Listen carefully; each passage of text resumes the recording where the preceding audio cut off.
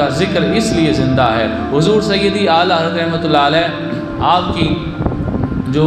علمی خدمات ہیں اگر ہم ان پر غور کریں تو 1000 سے زائد کتابیں حضور سیدی اعلیٰ حضرت رحمۃ اللہ علیہ آپ نے لکھی ہیں، اور آپ کو بے شمار زبانوں پر عروج حاصل تھا۔ اور کمال کی بات یہ ہے کہ یہ جو میں نے 1000 سے زائد کتابیں بولی ہیں، ان میں فتاوی رضویہ شریف صرف ایک کتاب بولی ہے، لیکن فتاوی رضویہ شریف میرے پاس مکمل پڑھی ہوئی ہے، 33 جلدیں ہیں اس کی، یہ جتنی صوفے کی چوڑائی ہے اس سے بڑی کتاب ہے وہ فتاوی رضویہ، اور اس میں بہت سارے رسائل ہیں، اور کوئی بھی مسئلہ بن جاتا ہے تو اکثر آپ نے دیکھا ہے کہ میرے ہاتھ میں فتاوی رضویہ ہی ہوتا ہے، اور میں اسی سے بتاتا ہوں کہ یہ اعلیٰ حضرت نے یہ لکھا، لہٰذا اہل سنت کا موقف یہ ہے جو اعلیٰ حضرت نے لکھا۔ جو سنی ہے وہ اعلیٰ حضرت سے جو ہے وہ انحراف کر کے کوئی کام کہے کہ بھئی یوں ہو جائے گا تو اس طرح نہیں کر سکتا۔ تو سوچیں جس کی ایک کتاب کے اندر علم اتنا ہے کہ وہ اتنا انسائکلوپیڈیا ہے، اس کی 1000 کتابوں کے اندر کیا کیا ہوگا۔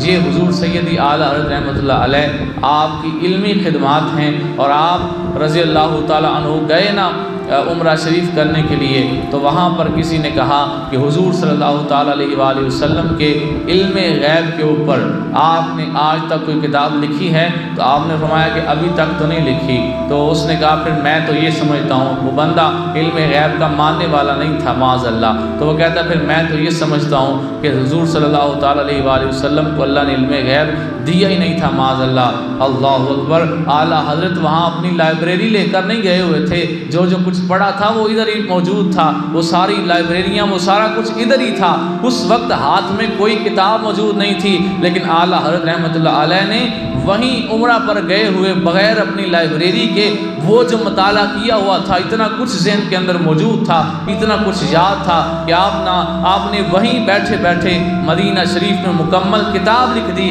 آج اس کتاب کو جو علم غیب پر اعلیٰ حضرت رحمۃ اللہ علیہ نے لکھی آپ پڑھیں تو آپ کو پڑھ کے لگے گا کہ یہ ایسی کتاب ہے جو بندے نے کم سے کم 5 سال کی محنت کر کے، اور پھر وہ جتنی کتابوں کے ریفرنسز دیے ہیں، حوالے دیے ہیں، وہ ساری کتابیں سامنے رکھ کر پھر اس بندے نے کتاب لکھی ہے۔ لیکن قربان جاؤں اعلیٰ حضرت نے 1 ہفتے سے پہلے ساری کتاب لکھ دی تھی،